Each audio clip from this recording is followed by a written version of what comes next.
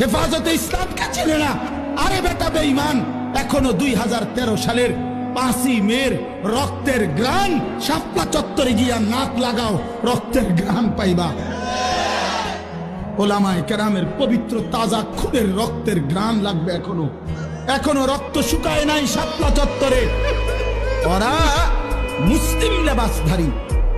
আরে কোন কাফেরে মারলে মুসলমান মেনে নিতাম, যে নেতানিয়াহু মারছে, মুদিয়ে মারছে, ট্রাম্পে মারছে, মনটারে বুঝাইতাম।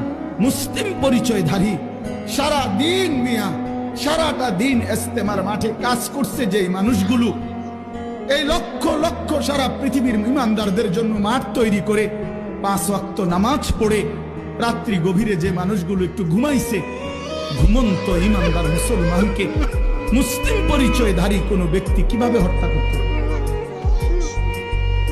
কিভাবে রক্ত ঝরাইতে?